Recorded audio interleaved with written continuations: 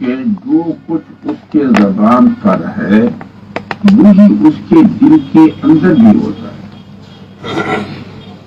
اور جو دل میں ہے وہی زبان پر لاتا ہے، جو کہتا ہے اسی طرح کرتا بھی ہے، اور جو کرتا ہے وہی کچھ کہتا بھی ہے۔ اور جس قسم کی شخصیت سامنے نظر آئے اس کی پیٹھ پیچھے بھی اس کی وہی شخصیت، اور آج جس قسم کا انسان نظر آئے آنے والے کل میں بھی وہی انسان، یعنی انسانوں کا ایک طبقہ ایسا ہے کہ جن کے ہر مرحلے کی شخصیت اس کے دوسرے مرحلے کی شخصیت سے ٹکر میں نہیں ہے بلکہ وحدت میں ہے۔ ہر مرحلے کی شخصیت اس کے دوسرے مرحلے کی شخصیت کی تصدیق کرتا ہے، تائید کرتا ہے، اور اس کے ساتھ یکسو ہوتا ہے۔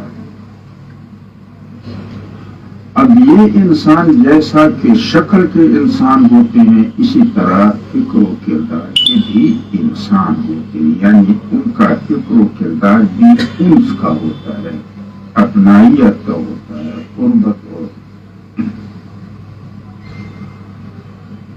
اسی لیے اللہ جل جلالہ فرماتے ہیں ہدی للمتقین، یعنی میرے ہدایات کا مجموعہ یہ کتاب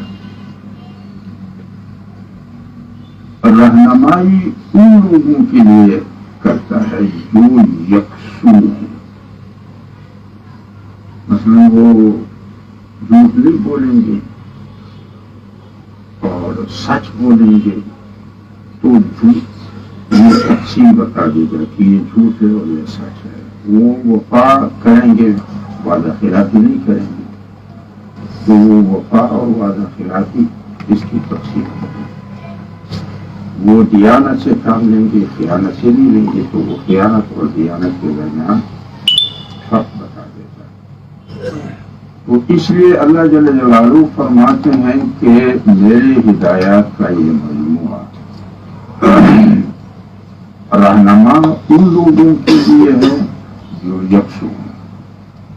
اگر انہوں نے غیب کی باتوں کو دلیل کے میدان میں تسلیم کیا تو یہ مومن بن جائیں گے۔ اب مثلا اللہ کی ذات غائب ہے، جنت غائب ہے، جہنم غائب ہے، میزان غائب ہے، ملائکہ غائب ہے۔ اگر اس نے اس سے غائب چیزوں کا اعتراف دلیل کی بنیاد پہ کیا اور تو یہ مومن بن گئے، اور اگر غیب کی چیزوں پر اس لیے انکار کیا کہ وہ محسوس نہیں ہے تو پھر وہ کافر بن جائے گا۔ لیکن جھوٹ نہ مومن بولتا ہے نہ کافر بولتا ہے، وعدہ خلافی نہ مومن کرتا ہے نہ کافر کرتا ہے، دھوکہ اور خیانت نہ مومن کرتا ہے نہ کافر۔ مثلا آپ حضرات نے سیرت و تاریخ کی کتابوں میں یا علماء کرام نے اپنے خطبوں میں کبھی یہ نہیں کہا ہوگا کہ مکہ مکرمہ کے قریش مشرک تو تھے، لیکن جھوٹ کے بارے میں کسی نے نہیں بتایا ہوگا کہ وہ جھوٹ بھی بولتے یا وعدہ خلافی بھی کرتے یا کسی کو دھوکہ بھی دیتے۔ ایک عام اور مشہور واقعہ جو حبشے کی ہجرت کے بعد قریش کا جو ایک وفد گیا حبشے کے بادشاہ سے ملنے کے لیے، اور جب اس نے اپنے دربار میں اس وفد کے سربراہ سے پوچھا تو اس نے ٹھیک ٹھیک وہی کچھ بتایا جو وہاں تھا مکہ مکرمہ میں یا جو نبی صلی اللہ علیہ وسلم کی صفت اور خاصیت تھی۔ ایک موقع پہ وہ کتابیں کہتے ہیں کہ ایک موقع پہ اس نے کہا کہ مجھے کچھ بات بدلنے کا ارادہ ہوا، لیکن میں نے سوچا کہ اچھا یہ میرے ساتھ جو ہیں کہ میں ایک قومی زعیم ہوں، تو یہ میرے ساتھی کہ اچھا یہ فلاں بھی جھوٹ بولتا ہے، اس خطرے سے میں نے وہ تبدیلی نہیں کی۔ اور اب اگر آپ کو شاید سیرت کی کتابوں سے یہ بھی معلوم ہوگا کہ ایک بندہ نبی صلی اللہ علیہ وسلم کے پاس آتا ہے اور وہ کہتا ہے کہ مجھے ایمان لانے میں دلچسپی ہے، لیکن سیاکاری میری ایک فطرت بن چکی ہے، تو اگر اس کی آپ مجھے اجازت دیں گے تو میں تو پھر ایمان میں دلچسپی رکھتا ہوں۔ اب نبی صلی اللہ علیہ وسلم نے اس کو ڈانٹا نہیں، بلکہ نبی صلی اللہ علیہ وسلم نے ایک اور طریقے سے اس سے کہا کہ آپ میرے ساتھ ایک وعدہ کریں۔ تو اس نے کہا کہ اس عمل کے سوا جو بھی وعدہ آپ مجھے لینا چاہتے ہیں، تو پیغمبر صلی اللہ علیہ وسلم نے فرمایا کہ آپ میرے ساتھ یہ وعدہ کریں کہ آپ جھوٹ نہیں بولیں۔ اس نے کہا میں نے تو جھوٹ بولا بھی نہیں ہے، اور یہ تو میرا پکا وعدہ ہے کہ میں جھوٹ نہیں بولوں۔ اب وہ سیاکاری کے ارادے سے جو ہی حرکت کرتا ہے وعدہ اس کو یاد آ جاتا ہے۔ میں نے تو وعدہ کیا تھا، اگر راہ چلتے میں کسی نے مجھ سے پوچھا کہ کہاں جا رہا ہوں، تو میں نے تو پروازے کے مطابق اس کو سچ بتانا ہے، تو وہ کام بھی رہ گیا اور ایمان سے بھی مشرف۔ یعنی مطلب یہ ہے کہ قریش میں وہ ساری صفات موجود تھے جو ایک انسان کے ہونے چاہیے، اور اسی وجہ سے پھر ابتدا میں اللہ پاک فرماتے ہیں کہ اگر غیب پر یقین ہوا تو مومن بن جائیں گے، غیب سے انکار کیا تو پھر کافر بن جائیں گے، لیکن جھوٹ بولنے گے۔ اور دوسرا طبقہ انسانوں کا وہ ہے جو دوغلا ہو، یعنی یکسو نہیں ہے، وہ دوغلا ہے۔ دوغلا کا معنی یہ ہے کہ شکل کا انسان ہے مگر فکر و کردار کا درندہ ہے، جیسا کہ نبی صلی اللہ علیہ وسلم فرماتے ہیں ذئب فی ذی شأن، بھیڑیا ہے لیکن بھیڑ کے کھال میں۔ اب یہ وہ لوگ ہوتے ہیں جو دوغلے ہوتے ہیں کہ جو اس کے زبان پر ہے وہ بات اس کے دل میں نہیں ہوتی، اور جو دل کی بات ہے وہ زبان سے نہیں آتی۔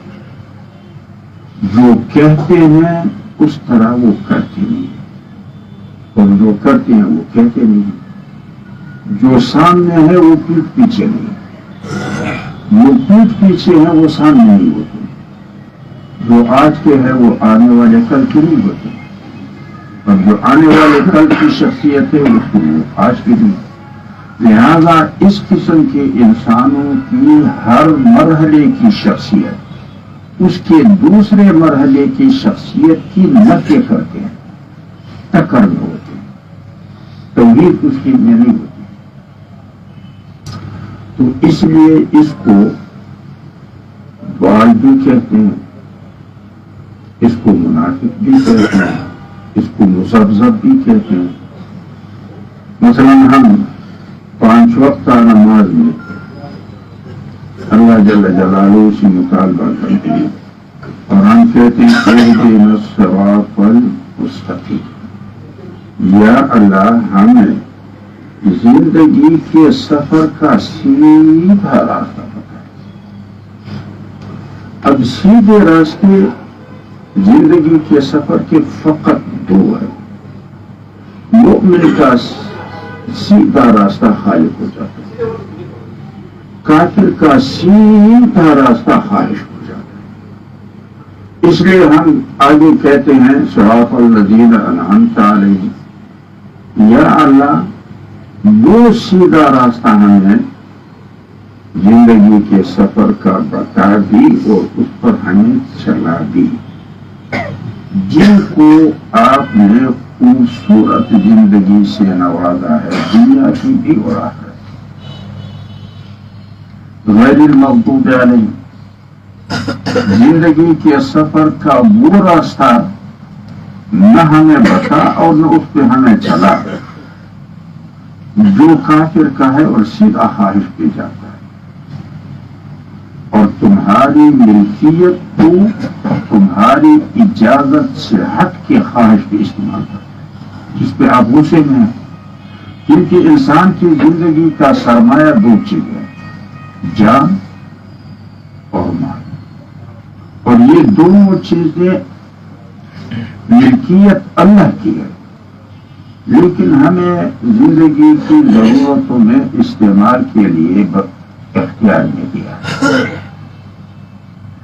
اب مومن اس اختیار کو بھی دوبارہ اللہ کے سپرد کر دیتا ہے، یعنی مومن کی زندگی یہ خواہش سے آزادی اور خالق کی غلامی کی ہوتی ہے، کافر کی زندگی خالق سے آزادی اور خواہش کی غلامی کی، جیسے کہ اللہ جل جلالہ فرماتے ہیں ارائیت من اتخذ الہہ ہوا، تو ایک خدا پرستی ہے جس کو ایمان ہے، دوسرا ہوا پرستی ہے جس کو کفر ہے۔ مومن کی زندگی کے سفر کا راستہ سیدھا خالق کو، اور کافر کی زندگی کے سفر کا راستہ سیدھا خواہش ہو جاتا ہے۔ آگے ہم کہتے ہیں وَلَا ضَالِمِينَ، یا اللہ ہمیں ان لوگوں کے راستے پر بھی نہ لگا جو زندگی کے سفر کے راستے کے انتخاب میں پریشان، حیران، سرگردان ہے، کیونکہ ان کے مد نظر مادی عزت اور دولت ہوتی ہے۔ اب وہ کبھی ایمان مومن کے راستے پہ بھاگتے، کبھی کافر کے راستے پہ آتے، جیسا کہ تو یہ جو مزدوال ہے اس کی زندگی کا راستہ نہ سیدھا ہے، نہ ایک ہے، نہ معلوم ہے، نہ کسی منزل پہ جاتا ہے، بلکہ جیسا کہ اللہ جل جلالہ فرماتے ہیں وَمِنَ النَّاسِ مَن يَعْبُدُ اللَّهَ عَلَى حَرْفٍ، بعض لوگ ایسے ہیں جو اللہ کی عبدیت کے آخری کنارے پہ دیکھتے ہیں، اگر خدا پرستی میں اس کو مفاد نظر آیا تو باہر بھی اندر آتا ہے اور کہتا ہے مجھ سے بہتر مومن کون ہے، اور اگر اس کو کوئی نقصان یا زحمت نظر آیا اندر کا پاؤں باہر لاتا ہے اور کہتا ہے اللہ کا دین ہے، اللہ حفاظت کرے گا، ہم غریب لوگ۔ تو یہ مذبذبین بین ذالک لا الہ الا ولا الہ الا، یعنی وہ تصدق وہ یکسوئی کے ساتھ نہ اللہ کے راستے پہ اور نہ خواہش کے ساتھ، یکسوئی کے ساتھ ان کا راستہ ایک ہی ہوتا ہے، کبھی ادھر جاتے ہیں کبھی ادھر آتے ہیں۔ اور اس کو منافق اس لیے کہتے ہیں کہ نفق عربی لغت میں اس سرنگ کو کہتے ہیں جس کے منہ دونوں طرف کھلے ہوتے ہیں، یعنی اس نے اپنی زندگی کے راستے کو دونوں طرف کھلا رکھا، سچ جھوٹ، وفا دغا، خیانت دیانت، کیونکہ اس کو کوئی منظر تو ہے نہیں، نہ اس کا کوئی منظر ہے نہ کوئی اس کا کوئی راستہ ہے، وہ اصل گمشدہ متاع کے تلاش میں ہے جو عزت و دولت ہے اور وہ مادی۔ تو آپ حضرات نے جو لوگ مال مویشی پالتے ہیں یا پالا ہوا ہے وہ جانتے ہیں کہ جب کسی کے ریوڑ کا دمبا یا بکری کسی بھی چراگاہ میں گم ہو جائے تو وہ تو پھر ایک پہاڑی چڑھتا ہے دوسرے سے اترتا ہے، کبھی نالے میں ادھر جاتا ہے کبھی اس نالے میں، یعنی وہ تو راستے پہ سیدھا سفر طے نہیں کرتا ہے، کیونکہ وہ تو مسافر ہے نہیں، وہ تو گمشدہ چیز کے تلاش میں ہے، اور جب گمشدہ چیز کے تلاش میں تو سیدھے راستے پہ کچھ ہے۔ تو اس لیے اللہ جل جلالہ فرماتے وَمِنَ النَّاسِ مَن يَقُولُ آمَنَّا بِاللَّهِ وَبِالْيَوْمِ الْآخِرِ وَمَا هُمْ بِمُؤْمِنِينَ۔ زبانی کلامی تو وہ کہتے ہیں کہ مجھے غیب پر یقین ہے، مگر کردار اس کی تصدیق نہیں ہے۔ قول ایک ہے اور کردار اس کی کمزور ہے۔ تو ایک تو انسان وہ ہے جو یکسو ہو اور جو مذبذب ہو، وہ شکل کا انسان اور فکر و کردار کا دریندہ ہے۔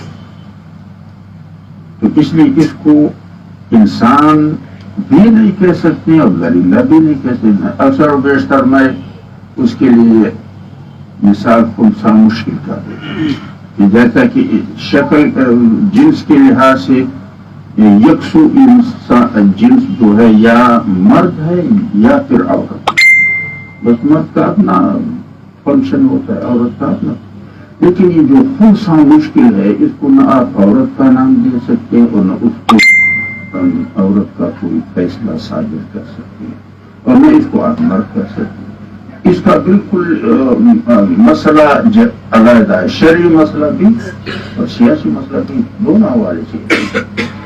تو اب ہمیں سب سے پہلے اپنے آپ کا یہ جائزہ لینا چاہیے کہ ہم یکسو ہیں یا دوغلے۔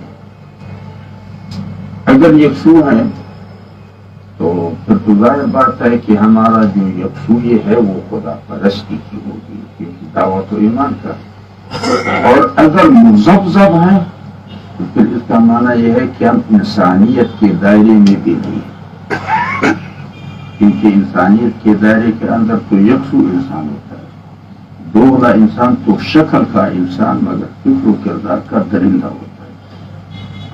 اور جو اللہ جل جلالہ فرماتے وَلَقَدْ كَرَّمْنَا بَنِي آدم، تو بنی آدم کا معنی شکل کا نہیں، فکر و کردار کا بھی ہو، تو یہ کرامت والا ہے، لہذا انسان کرامت والا ہے، اور انسان توحید کو اپنی شخصیت میں ہر قسم کی تفریق سے تحفظ دینا والا، جیسے کہ اللہ جل جلالہ فرماتے اِنَّا أَنزَلْنَا لِبَاسًا يُوَارِي سَوْآتِكُمْ وَرِيشًا وَلِبَاسُ التَّقْوَىٰ، میں نے تو تمہارے لیے دو قسم کے لباس نازل فرمائے، ایک تمہارے جسم کا لباس ہے جو تمہاری جسمانی عیوب کو بتاتا ہے،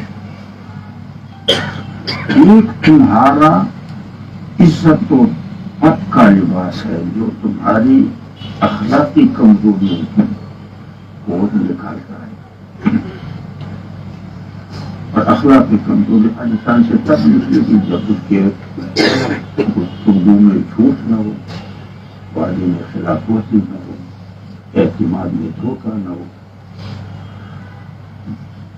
اور پھر جو اللہ جل جلالہ فرماتے ہیں ان اکرمکم عند اللہ اتقاکم، یعنی ایمان کے ذریعے سے کرامت افضل درجے پہ پہنچ جاتا ہے، اس کی تکمیل ہو جاتی ہے، اور تقویٰ جو انسان کے درجے میں تھا ایمان کے ذریعے سے وہ تقویٰ افضلیت کے درجے پہ پہنچ جاتا ہے۔ تو نفس کرامت اور نفس تقویٰ انسان میں ہوتا ہے، اور اکرم اور اتقیٰ مومن ہوتا ہے۔ اب یہ جو مذبذب ہے وہ انسان کرامت کا مستحق بھی نہیں ہے۔ ایک تو یہ اب انسان سمجھ میں آ گیا کہ دوسری جو اصطلاح ہے وہ نظام ہے۔ نظام جو ہے وہ نظم سے ہے، یعنی وہ وسیلہ اور وہ ذریعہ جو دو چیزوں کو باہم جوڑے، قریب لائے اور ایک لڑی میں اس کو پروئے. انسانی افکار و کردار کو باہم مربوط کرنے کے لیے اور اس کو ایک لڑی میں پرونے کے لیے جو وسیلہ اور ذریعہ ہے وہ انسانی فکر ہے. لہذا انسان کے انفرادی اور اجتماعی زندگی کو اور انفرادی اور اجتماعی افکار کو اور کردار کو ایک نہج پر ڈالنے یا ایک لڑی میں پرونے کے لیے جو بنیاد ہے وہ انسان کا فکر ہے، اپنے بارے میں بھی اور کائنات کے بارے میں. اب مثلا اس پر تمام انسانیت کا اتفاق ہے کہ نابالغ بچہ اور بالغ دیوانہ یہ دونوں مرفوع قرار دیں.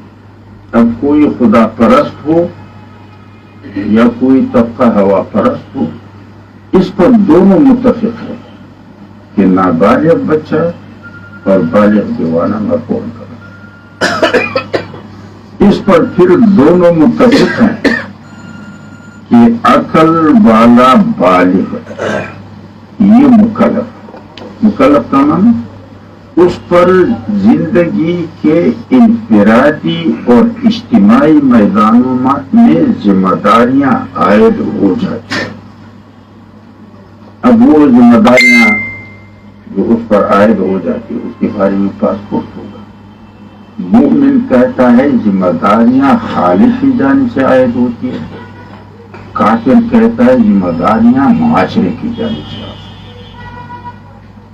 وہ معاشرے کی جانب سے ذمہ داریوں کا عائد کرنا کے قائل ہے، لیکن مومن خالق کی جانب سے. اور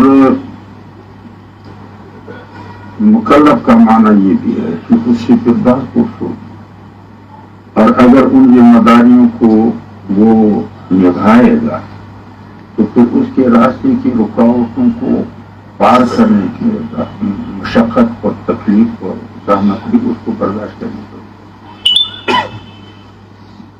اور تیسری بات جو تمام انسانوں کا اس پہ اتفاق ہے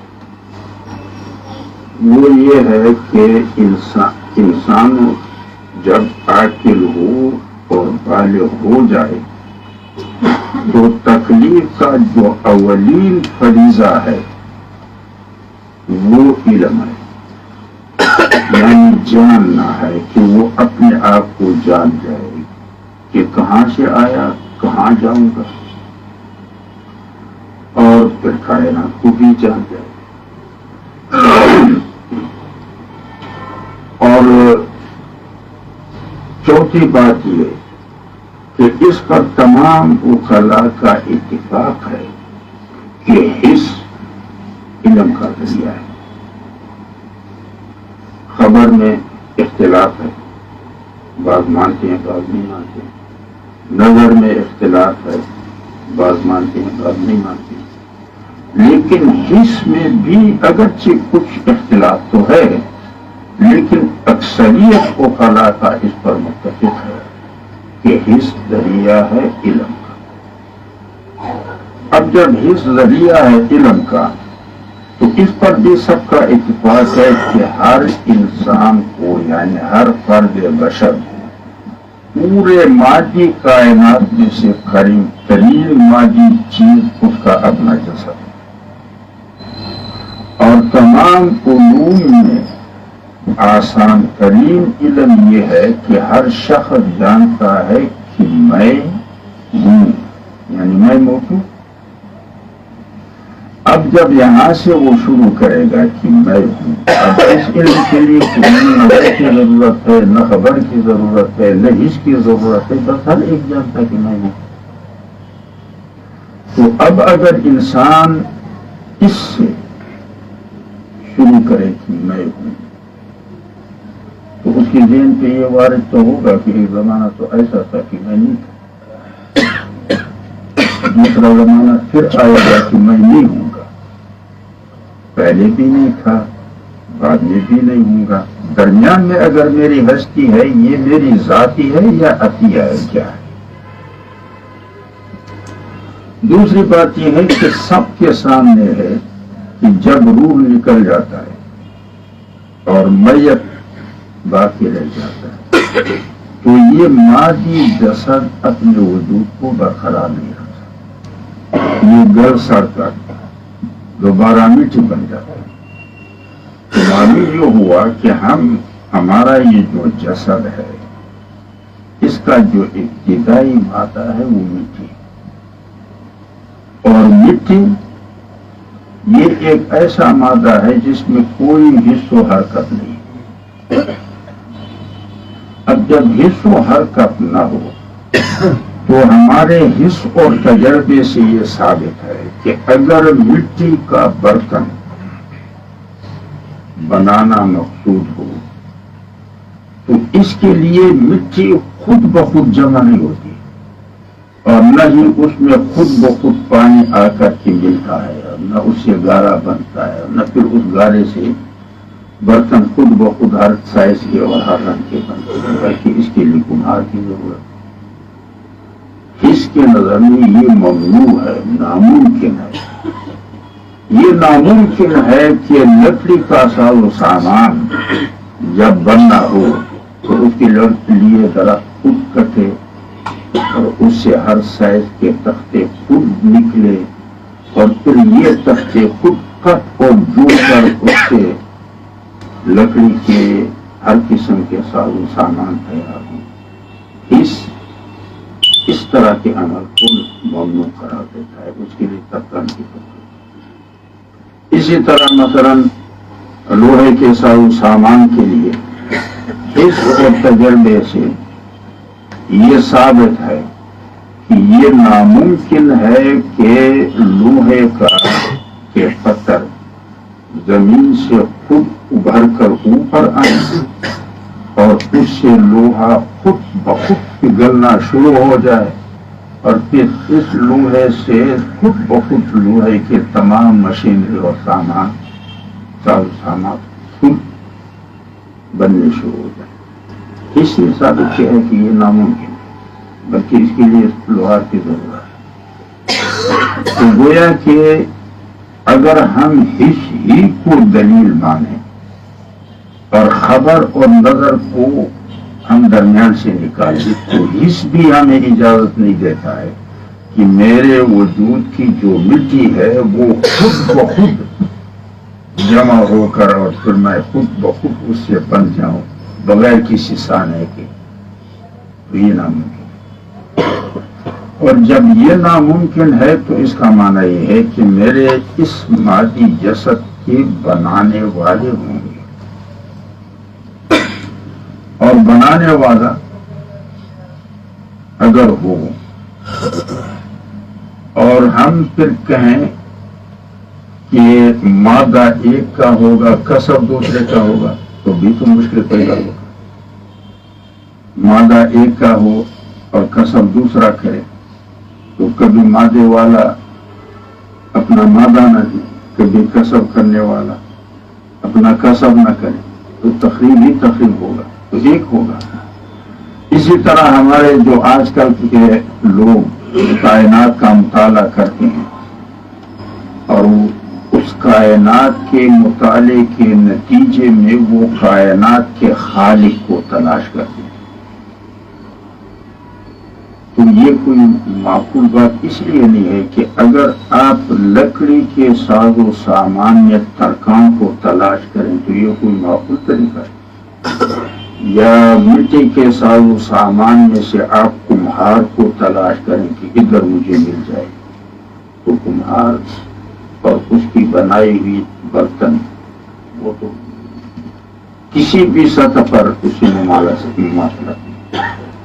لہذا مصنوعات میں صانع کی تلاش معقول نہیں،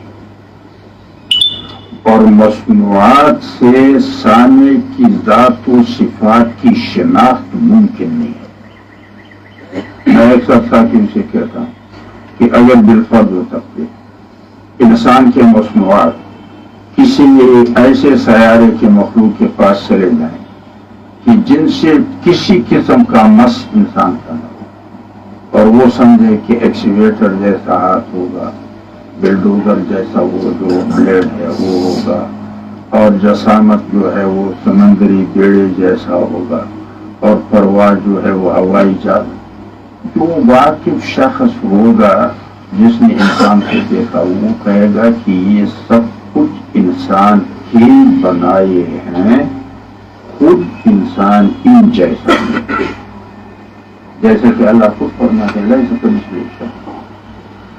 تو گویا کہ انسانی زندگی کو منظم کرنے کے لیے ایک ہی طرف خدا پرستی کا ہے، یعنی خواہش سے آزادی، خالق کی غلامی۔ اور خدا پرستی کا معنی یہ ہے کہ اللہ خالق بھی ہے اور آخرت میرا معاد ہے، میرے زندگی کا سرمایہ جو جان اور مال ہے یہ ملکیت اللہ کی ہے، استعمال کی اجازت مجھے ہے، لہذا اگر میں اللہ کی ملکیت کو اس کی اجازت اور ہدایت سے استعمال کروں گا تو مسئولیت نہیں ہوگا۔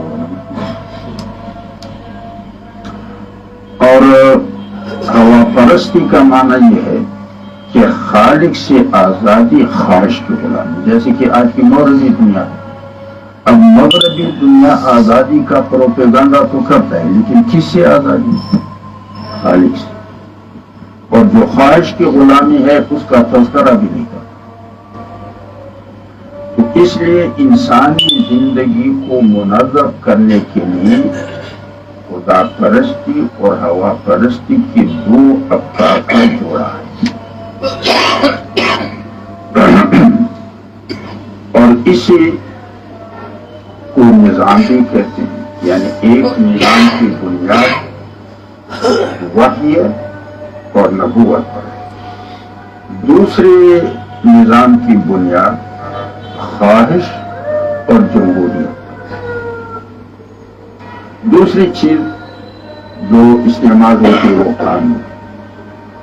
قانون دراصل یونانی یا سریانی زبان کا لفظ ہے، اور اس کا معنی یہ ہے کہ اگر آپ کاغذ کے صفحے پر دو نقطے فرض کریں، مثلا ایک نقطہ ادھر ہے اور ایک نقطہ ادھر،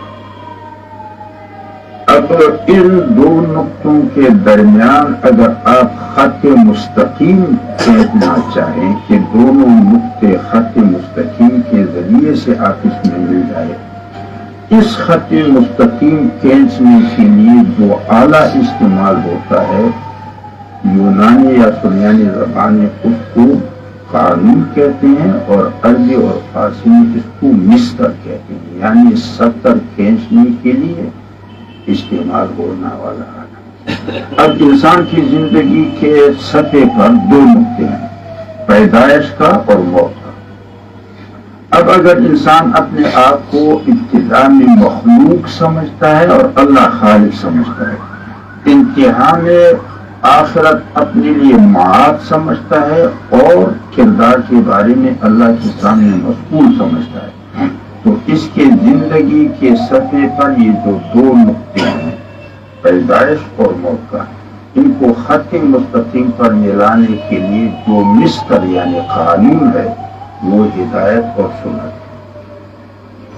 اور جو لوگ سمجھتے ہیں کہ نہ میں مخلوق ہوں یعنی اللہ خالق نہیں ہے، یا اگر بالفرض و تقدیر اللہ خالق ہے تو آخرت معاد ہے، تو اس لیے میں اپنے کردار کے بارے میں کسی کے سامنے مسئول نہیں، تو پھر اس کی پیدائش اور موت کے جو زندگی کے سطح پہ دو نقطے ہیں، اس کو جب خط مستقیم سے ملائیں گے تو اس کے لیے ہوا و ہوس ہے، خواہش۔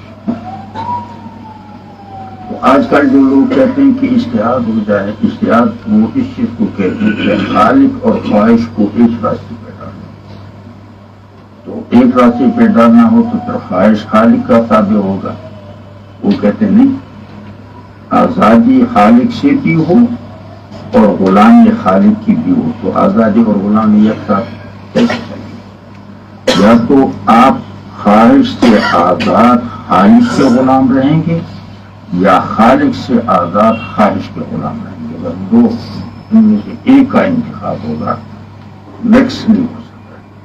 تو قانون اس چیز کو کہتے ہیں. جمہوریت جو ہے چوتھی چیز, جمہوریت خدا پرستی میں بھی ہے اور جمہوریت ہوا پرستی میں بھی ہے. خدا پرستی کی جمہوریت کا معنی یہ ہوتا ہے کہ وہ شخص جو قرآن و سنت یعنی وحی اور انبیاء کی سیرت و سنت کا علم بصیرت کی بنیاد پہ رکھتا ہو اور اس کے ساتھ ساتھ زمانے کے رجال کا اس کو پتہ ہو کہ مثلا ہمارے زمانے کے رجال یکسو ہیں یا مذبذب ہیں. اگر یکسو تو مومن ہیں یا کافر ہیں. زمانے کے احوال کا ان کو پتہ ہو, یعنی اس کو یہ پتہ ہو کہ آج کی دنیا میں جتنے بھی ممالک ہیں ان کی جو سرحدیں ہیں ان کا تعین کس نے کیا؟ خود اس ملک کے باشندوں کی قوت اور خواہش کی بنیاد سے یہ سرحدیں ہیں یا کوئی بالادست قدرت نے یہاں لکیریں کھینچ کر اس کو بطور چوکیدار بٹھایا ہے؟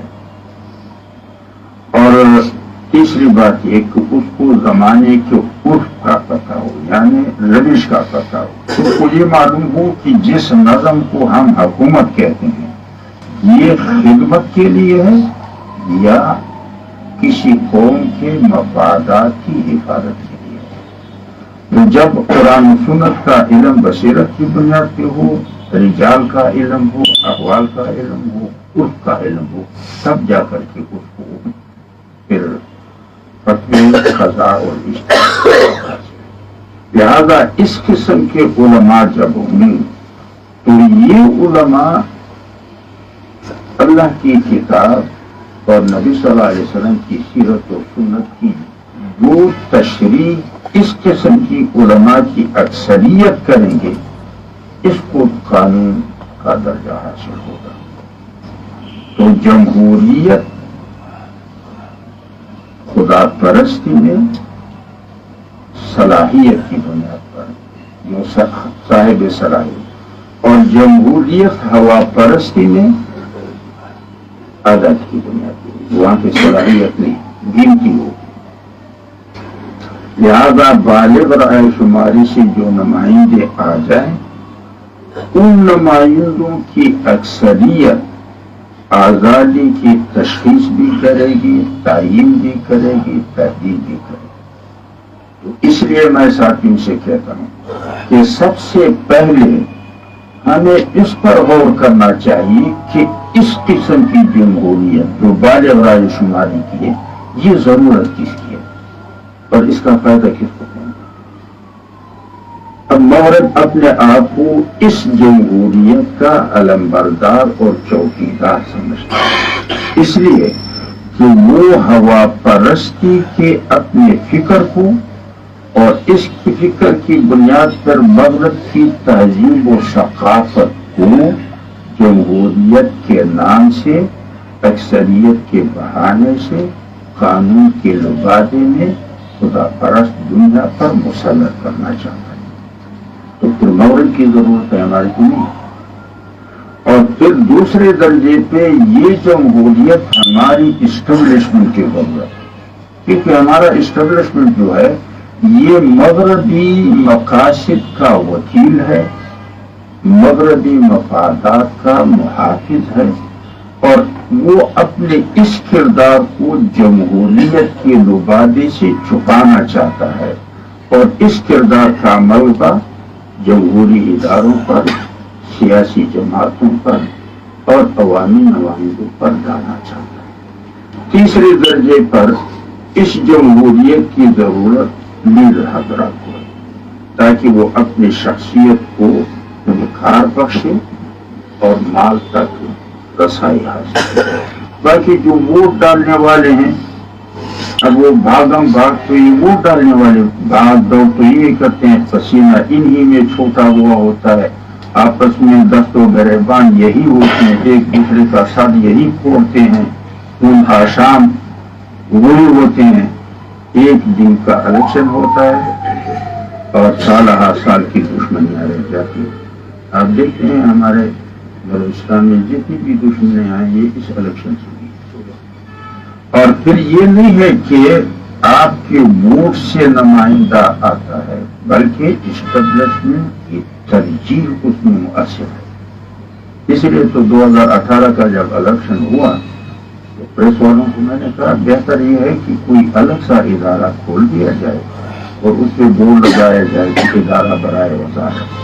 تو جس شخص کو جس وزارت کا شوق ہو اس کا درخواست لکھے, الیکشن کے لیے جو پیسہ اس نے مختص کیا ہے اس کو بطور شکرانہ لفافہ میں ڈالیں اور لفافہ اور درخواست دونوں ملا کے اس کو کہیں کہ حضرت یہ میری چاہت ہے اور یہ میری استطاعت ہے, آگے اللہ کا نیورا, تاکہ نہ بھاگم توڑ ہو, نہ پسینہ چھوٹے, نہ سرے نہ خون بہے, آرام سے انٹرویو کریں یا جو بھی.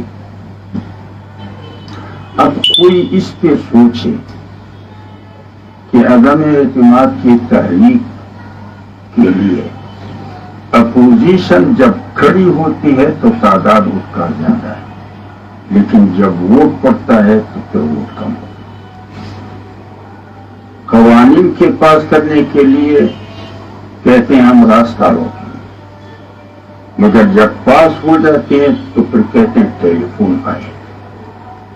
اب جو عوامی نمائندہ ایک ٹیلی فون سننے کی سخت نہیں رکھتا ہے اپنے ووٹ ڈالنے کے لیے تو وہ ہمارے حقوق کی کیا ہوگا.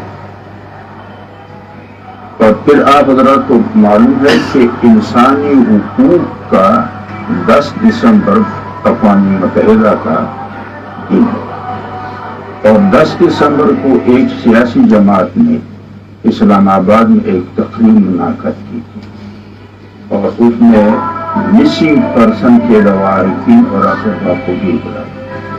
یعنی گویا کہ یہ اظہار تھا ہمدردی کا. لیکن کسی نے سیاسی زعماء سے یہ نہیں پوچھا کہ ابتدا میں جب مسنگ پرسن شروع ہوئی تو لوگ پیٹیشن داخل کرتے تھے عدالت میں اور عدالت سے ان دفاعی اداروں کے لوگوں کو بلاتے تھے اور اب نہیں بلا رہے. فرق کیا ہوا؟ پہلے بلاتے کیوں تھے اور اب نہیں بلاتے کیوں؟ یہ کسی نے نہیں پوچھا. اور اگر وہ پوچھے تو ان سے یہ معلوم کرے کہ ہمارے آئین کا دفعہ نمبر 8 ہے اور اس دفعہ نمبر 8 میں انسان کے بنیادی حقوق کی وضاحت ہے اور اس دفعہ نمبر 8 کا ذیلی شق 3 میں دفاعی اداروں کے قانون کو بھی اور دفاعی اداروں کے کردار کو بھی انسان کے بنیادی حقوق سے مستثنی قرار دیا ہے. یعنی اگر دفاعی اداروں کا کوئی قانون انسان کے بنیادی حقوق سے ٹکر میں ہو تو جیسا کہ روایت اور رسم اور وغیرہ میں ترمیم بہت ضروری ہے, اس میں وہ ترمیم نہیں ہوگا. اس وجہ سے دفاعی اداروں کے قانون میں ترمیم نہیں ہوگا تو وہ انسان کے بنیادی حقوق سے ٹکر ہے. دفاعی اداروں کے کردار پر اس لیے انگلی نہیں اٹھائی جائے گی کہ تمہارا کردار انسانی حقوق سے متصادم ہے.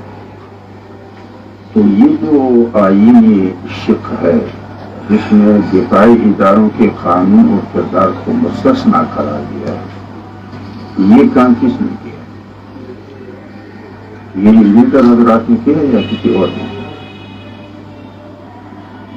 اور پہلے آئین میں یہ دفعہ تھا لیکن ہمیشہ کے لیے آئینی دفعات پر عمل درآمد کے لیے پالیسی اور قانون بنانا ضروری ہوتا ہے. یعنی آئین کے آرٹیکل کو عملی جامہ پہنانے کے لیے اس آرٹیکل کی بنیاد پہ پالیسی 2015 میں جب میاں صاحب کی حکومت تھی اور جس میں ہم بھی شریک تھے,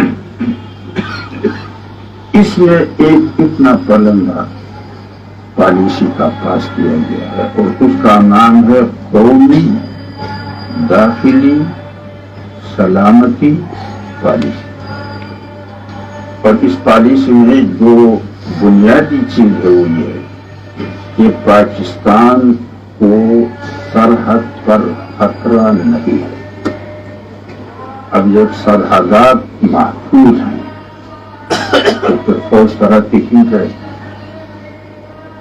وہاں پہ تو محفوظ ہے، کوئی خطرہ نہیں۔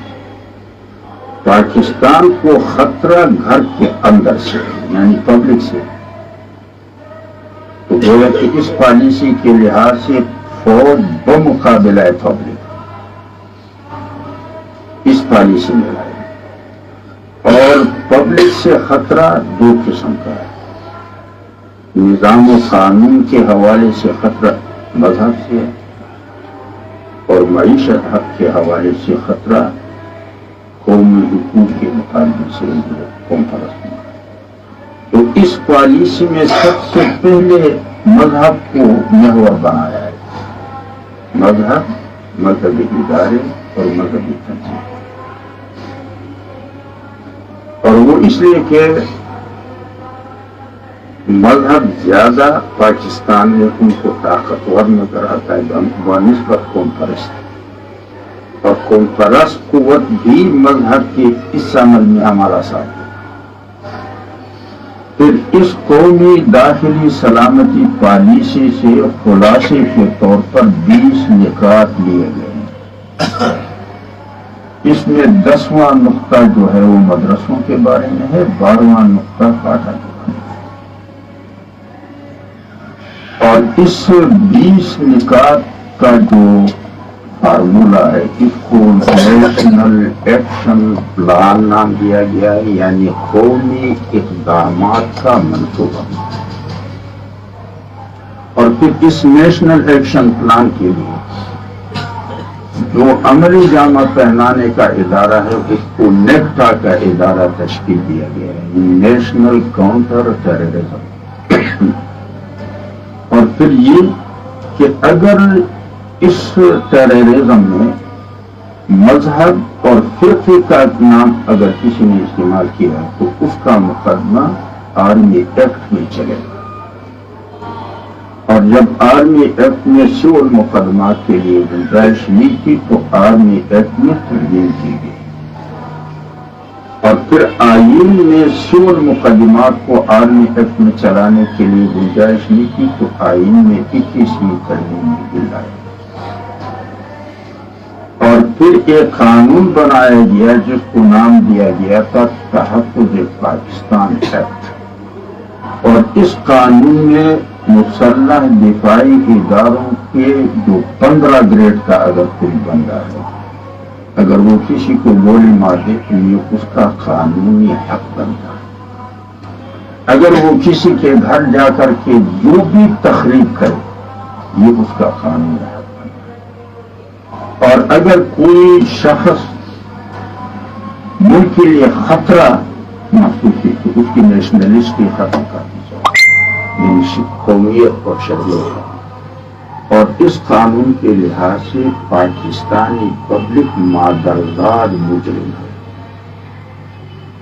اس پر صرف اگر کس الزام لگ جائے کسی نے جرم کیا ہے، اب اس الزام کے لیے ثبوت کی ضرورت نہیں ہے، ملزم اپنی سفر کی۔ تو ان حضرات سے پوچھیں کہ یہ سارا کچھ آپ کا کیا کرایا ہے کہ یہ عدالتوں کے ہاتھ آپ نے بندوایا نہیں؟ اب میرے ساتھ آپ ہمدردی کرتے ہیں، اگر آپ ہمدردی کرتے ہیں تو آئین میں تبدیلی کریں۔ اقوام متحدہ کا ایک قرارداد ہے 2220 کا نمبر ہے اس کا، اور اس قرارداد کی بنیاد پر سیاسی ایک معاہدہ انہوں نے مرتب کیا۔ اس کا ایک دفعہ یہ ہے کہ جرم کے بارے میں مسئولیت ہوگی، چاہے وہ جرم سرکاری ملازمین بھی کرتے ہیں۔ تو یہ آرٹیکل 8 کے ذیلی شق میں آپ یہ ڈال دیں کہ جرم جرم ہے چاہے سرکاری ملازم کی نہ، اب جب سرکار دفاعی اداروں کو آپ بنیادی حقوق ہی سے مستثنا کرا دیں گے تو پھر تو یہ مسنگ پرسن ہو اور کیا ہو.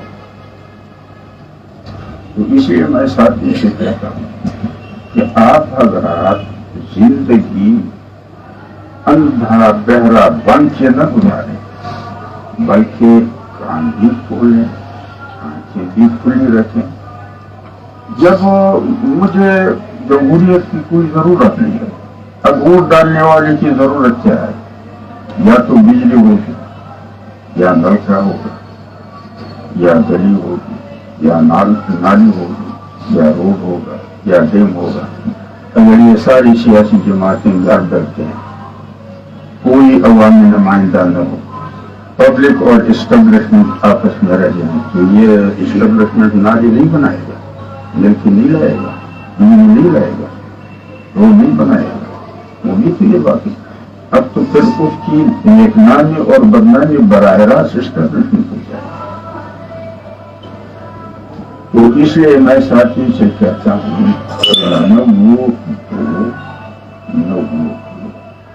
نہ وہ ڈالو نہ وہ مانو. لیکن بہت آگے کہتے ہیں کہ ہم سیاست میں کہتا ہوں اگر وہ سیاست تو میری رائے ہے، اور اگر تم اپنی رائے پہ چلتے تو لائق رائے کی تھی مجھے پر تو ہے نہیں، جاؤ دیکھو تاکہ تمہیں پتہ چل جائے. تو ایک تو بات یہ ہے، اس پہ آپ سب حضرات غور کریں کہ جو ووٹ مانگنا یا ووٹ ڈالنا یہ کس کو ہے. اگر ضرورت اسٹیبلشمنٹ کی ہے تو پھر تم اس کے فارم کیوں پڑھتے ہو. اور بات تو ایسے حضرات ہوتے ہیں کہ یہ اسٹیبلشمنٹ والے اس کو اندر مرغا بنا دیتے ہیں، پھر بعد میں جب نکلتے تو سینہ تھان کے چڑھتے ہیں. یہ تو اندر جو تم سے مرغا بنایا گیا، تو جو اندر مرغا بنتا ہے وہ میرے حقوق کی دفاع کرے گا. جس کو ٹیلی فون آنے پر وہ پورا لڑکھڑا اٹھتا ہے وہ میرے حقوق کا کیا دکھا. تو ایک تو یہ بات ہے اس پہ آپ حضرات کرو. دوسری بات میں اسٹیبلشمنٹ کے بارے میں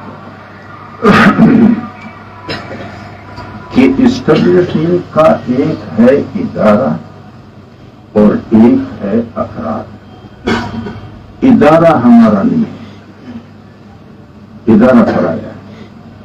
کیونکہ ہمارا جو اسٹیبلشمنٹ ہے یہ بین الاقوامی اسٹیبلشمنٹ کا ذیلی ادارہ ہے، اور ہمارا جو اسٹیبلشمنٹ ہے یہ بین الاقوامی اسٹیبلشمنٹ کا رکن ہے. اب ہم اگر کسی سیاسی یا سماجی تنظیم کے رکن ہوتے ہیں تو اگر ہم سے کوئی کہے کہ تمہاری تنظیم یا تمہاری جماعت کا یہ حالت ہے تو ہم کہتے ہیں کیا کریں، بس اب رکنیت کی مجبوری ہے تو چلنا پڑتا ہے.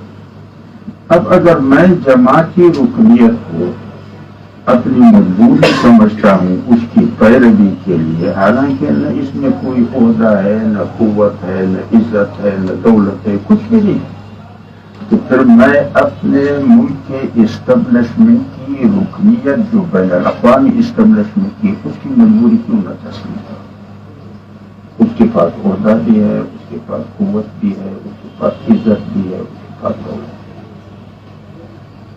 یہاں میں ساتھیوں سے کہتا ہوں کہ نبی صلی اللہ علیہ وسلم فرماتے ہیں یحب لأخیہ ما یحب لنفسہ، جو اپنے لیے پسند کرے تو وہ دوسروں کے لیے بھی پسند کرے. تو جب میں اپنے لیے رکنیت مجبوری سمجھتا ہوں تو مجھے چاہیے کہ میں اپنے ملک کی اسٹیبلشمنٹ کی رکنیت بین الاقوامی اسٹیبلشمنٹ کی یہ اس کی مجبوری سمجھوں کہ تمہیں کہے گا اپنے انگلی کرنا ہوگا. لیکن افراد ہمارے رشتے کے حوالے سے ہمارے، سرگرمی کے حوالے سے ہمارے، عقیدے کے حوالے سے ہمارے، ہمسایہ ہمارے، تو افراد ہمارے اپنے ہیں، ادارہ پرایا ہے. اب اگر ہمارا کوئی رشتہ دار لیویز کا ہو یا پولیس میں ہو یا ایف سی میں ہو یا رینجر میں ہو یا فوج میں ہو اور ہمیں اس سے کوئی خطرہ محسوس ہوتا ہو تو ہم اپنے بندے کو تو یہ نہیں کہتے کہ تم ملازمت کرو. آصف شیخ کہتے ہیں کہ کوئی راستہ بتا دو کہ اب اس سے جان چھڑانے کا کیا طریقہ ہو سکتا ہے. تو اس لیے میں سمجھتا ہوں کہ ہمیں اپنے اسٹیبلشمنٹ سے اگر ٹکر لیں گے تو اس کی شخصی ہمدردی ادارے کی مجبوری کے ساتھ ہو جائے گی. اور اگر ہم ان کو کہیں گے کہ بین الاقوامی اسٹیبلشمنٹ کی رکنیت آپ کی مجبوری ہے، میں مانتا ہوں. اگر وہ آپ سے کہتا ہے کہ ملک توڑو تو سوچے میں نے تو پاکستان کو کچھ کرنا تھوڑا پڑا ہے. لیکن ہماری ضرورت یہ ہے کہ ہمارا خون نہ بہائیں، ہماری عزتیں نہ لٹائیں، ہمارا آبادی. اب اس کے لیے ہم دونوں مل کے کوئی راستہ نکالیں. اب اگر آپ بین الاقوامی اسٹیبلشمنٹ کی بات کو بغیر کسی مزاحمت کے مان لیں تو آپ کو کوئی نقصان نہیں.